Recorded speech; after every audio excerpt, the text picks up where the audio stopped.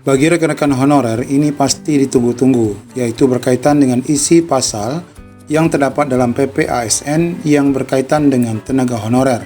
Dan di dalamnya juga menjelaskan berkaitan dengan aturan paruh waktu.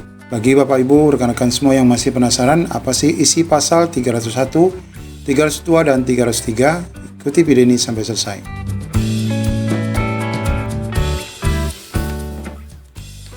Ya, kita ketahui bahwa rancangan undang-undang ataupun RPP manajemen ASN tinggal menunggu untuk pengesahan.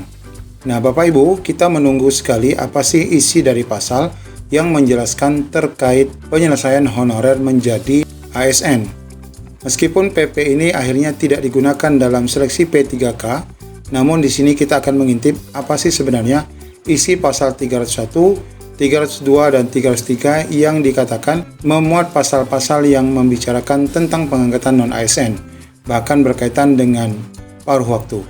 Mari kita bacakan dulu pasal 301. Instansi pemerintah menyelesaikan penataan pegawai non-ASN atau nama lainnya selain pegawai ASN itu paling lambat Desember 2024. Kalau ini kita sudah pahami dan tidak ada masalah ya.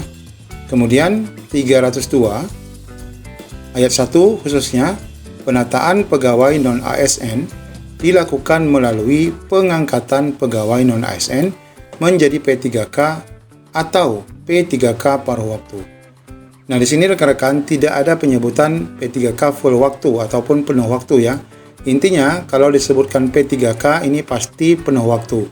Sedangkan yang paruh waktu disebutkan di sini paruh waktu.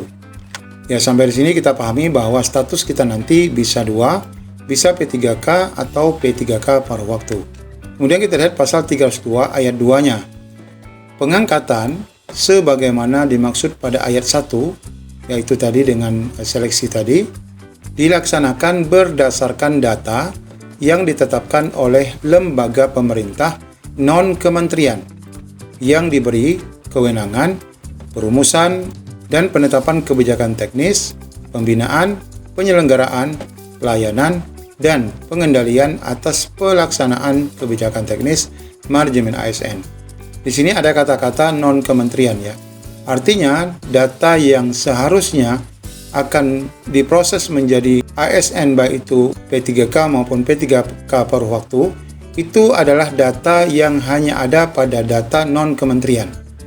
Sedangkan yang ada pada data kementerian, contohnya Kemendikbud, Kemenkes, itu seharusnya dalam pasal ini menyebutkan itu tidak diakomodir. Ya. Nah, yang dimaksud dengan non-kementerian di sini tak lain tak bukan adalah BKN ya. BKN itu bukan kementerian, tetapi dia adalah badan ya, BKN. Nah, dalam pasal ini sebenarnya proses penyelesaian non-ASN itu hanya yang pada data non-ASN, yaitu yang 1,7. Sedangkan rekan-rekan yang tidak terdata seharusnya tidak diselesaikan. Namun kita ketahui proses seleksi P3K ada ayat baru yang menjelaskan bahwa rekan-rekan yang tidak masuk dalam pendataan pun, hanya masuk dalam Dapodik atau bahkan hanya bekerja 2 tahun pun akhirnya diakomodir. Oleh karena itu Bapak Ibu, dalam seleksi P3K itu tidak menggunakan PP manajemen ASN ini. Kemudian kita lihat pasal 303 ayat 3. Pengangkatan sebagaimana dimaksud pada ayat 1 dilakukan dengan mempertimbangkan waktu kerja dan jam kerjanya dari pegawai non-ASN. Nah, ini berkaitan dengan waktu baik itu yang full time maupun part time tadi. Kemudian selanjutnya di pasal 303 bahwa pegawai non-ASN yang tercatat dalam data sebagaimana dimaksud pada pasal 302 ayat 2 yaitu data BKN tadi itu wajib. Nah, ini di sini kata wajib ya. Wajib mengikuti seleksi P3K tahun 2024. Inilah alasannya bahwa tidak ada pengangkatan tanpa tes ya. Kemudian ayat 2, seleksi sebagaimana dimaksud pada ayat 1 yang tadi juga dilaksanakan sesuai dengan tahapan pengadaan sebagaimana dimaksud pada pasal 53, yaitu berkenaan dengan pengadaan P3K. Nah, di sini ayat 3-nya kita lihat di sini bahwa dalam hal pegawai non-ASN sebagaimana dimaksud pada ayat 1 tidak termasuk dalam penetapan kebutuhan P3K tahun 2024 alias tidak ada formasi, pegawai non-ASN tersebut diangkat menjadi P3K paruh waktu berdasarkan usulan instansi pemerintah. Nah, ini Bapak Ibu, kata kuncinya usulan instansi pemerintah. ya, di mana dalam hal telah terdapat penetapan kebutuhan P3K dan mempertimbangkan ketersediaan anggaran, P3K paruh waktu sebagaimana dimaksud pada ayat 3 dapat diangkat menjadi P3K, yaitu P3K full waktu sesuai dengan perencanaan kebutuhan sebagaimana dimaksud pada pasal 41. Ini dijadikan paruh waktu kalau ada anggaran baru dijadikan full waktu. Bapak Ibu, sebenarnya dalam PP ini tidak jelas juga bahwa rekan-rekan ini pasti dijadikan paruh waktu. Karena di sini masih mempertimbangkan anggaran untuk full waktu dan di sini masih berdasarkan usulan instansi pemerintah. Nah, kita lihat dalam Kemenpan RB 347 berkaitan dengan hal itu.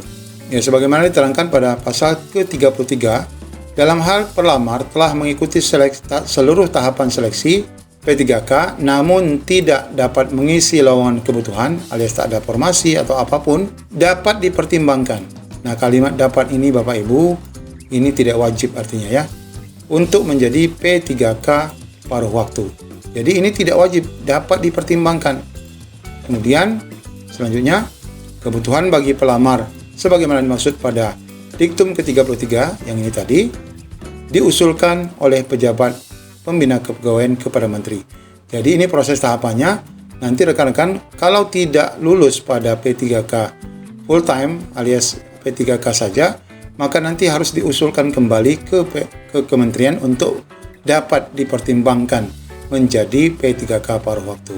Jadi rekan-rekan sekalian, dalam PP Manajemen ASN ini sebenarnya masih banyak celah ya untuk rekan-rekan sekalian ini dapat diangkat secara keseluruhan menjadi ASN. Khususnya untuk ASN paruh waktu, yang mana di sini menyatakan bahwa ini hanya dapat dipertimbangkan ya menjadi P3K paruh waktu dan belum merupakan kepastian bagi rekan-rekan semua. Nah, informasi ini sebenarnya sudah dibahas juga ya di JPNN. Ada 2 pasal RP Manajemen ASN final bikin honorer tercecer kalang kabut, yaitu bagian itu tadi bahwa sebenarnya dalam penyelesaian honorer, rekan-rekan yang tidak masuk dalam database itu tidak bisa diangkat. Karena adanya kebijakan Dapodik, akhirnya rekan-rekan semua dapat diakomodir. Termasuk juga rekan-rekan yang bekerja minimal 2 tahun itu juga diakomodir akhirnya, walaupun rekan-rekan tidak masuk dalam database BKN. Nah, kalau seandainya PP Manajemen ASN ini digunakan sebagai rujukan, maka rekan-rekan yang dalam Dapodik dan yang bekerja 2 tahun tidak dapat mengikuti seleksi P3K. Demikian informasi terkait isi dari RPP Manajemen ASN yang berkaitan dengan honorer. Semoga menjadi pencerahan bagi kita semua. Assalamualaikum warahmatullahi wabarakatuh.